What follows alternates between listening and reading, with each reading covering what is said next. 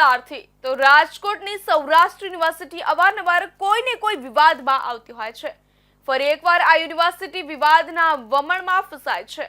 યુનિવર્સિટીના કાયદા ભવન નજીકથી વિદેશી દારૂની ખાલી બોટલો મળી આવતા ભારે ચકચાર મચી છે। ગુજરાતમાં દારૂબંધી હોવા છતાં યુનિવર્સિટી કેમ્પસમાં આવા દ્રશ્યો જોવા મળતા સુરક્ષા વ્યવસ્થા અને યુનિવર્સિટી વહીવટ સામે ગંભીર પ્રશ્નો ઊભા થાય છે।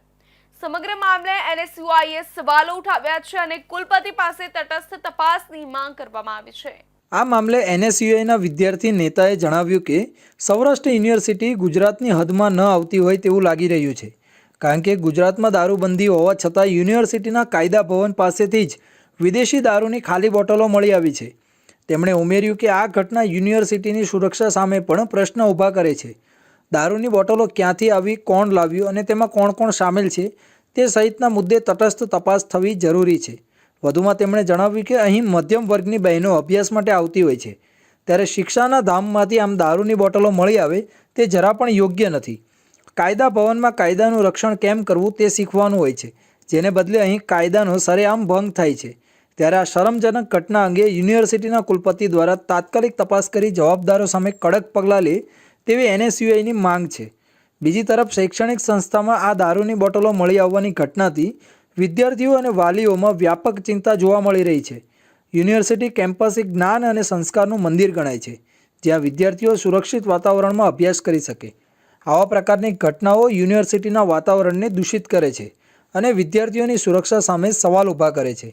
ખાસ કરીને કાયદા ભવન જેવા સંવેદનશીલ સ્થળેથી દારૂની બોટલો મળી આવી એ વધુ ગંભીર બાબત છે। આ ઘટનાએ સૌરાષ્ટ્ર યુનિવર્સિટીની સુરક્ષા વ્યવસ્થા અને વહીવટ પર અનેક સવાલ ઊભા કર્યા છે। સૌરાષ્ટ્ર યુનિવર્સિટી કેમ્પસમાં પ્રવેશ અને બહાર નીકળવા માટે સુરક્ષા કર્મીઓ તૈનાત હોય છે, સીસીટીવી કેમેરા પણ કાર્યરત છે, છતાં દારૂની બોટલો કેમ્પસમાં કેવી રીતે પહોંચી તે એક મોટો પ્રશ્ન છે। શું સુરક્ષા કર્મીઓ પોતાની ફરજ યોગ્ય રીતે નિભાવી રહ્યા નથી કે પછી આ સમગ્ર ઘટનામાં કોઈ આંતરિક સંડોવણી છે? આવા અનેક પ્રશ્નોના જવાબ તપાસ બાદ જ મળી શકશે।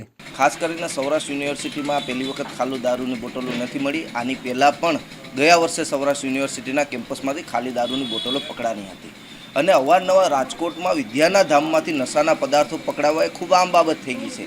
રાજકોટની મોટી જે મારવાડી યુનિવર્સિટી છે તેમાં તો ગાંજાના છોડ વાવેતર જે પકડાના હતા, છતાં એમાં સરકારે કોઈ પણ પ્રકારના પગલાં એ કોલેજ ઉપર નથી લીધા। તો જે લાખો રૂપિયા ખર્ચ એ યુનિવર્સિટીની સિક્યોરિટી પાછળ કરવામાં આવે છે, યુનિવર્સિટીની રખેવાળી કરવા માટે કરવામાં આવે છે, તો એ ક્યાં જાય છે એ અમારો એક પ્રશ્ન છે।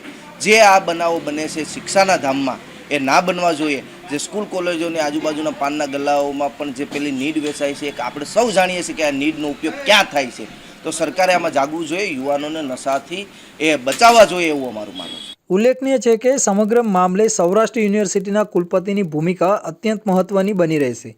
તેમના દ્વારા તાત્કાલિક ઉચ્ચસ્તરીય તપાસ સમિતિની રચના કરી સમગ્ર પ્રકરણના મૂળ સુધી પહોંચી જવાબદાર વ્યક્તિઓ સામે કાયદાકીય અને વહીવટી પગલાં લેવામાં આવે તે આવશ્યક છે। વિદ્યાર્થી સંગઠનો અને સામાજિક કાર્યકરો દ્વારા પણ આ મામલે ન્યાયિક તપાસ અને કાર્યવાહી માટે દબાણ કરવામાં આવી રહ્યું છે। ત્યારે હવે યુનિવર્સિટી સત્તાધીશો આ ઘટનાની ગંભીરતાને સમજી ક્યારે અને કેવા પગલાં લેશે તેની ઉપર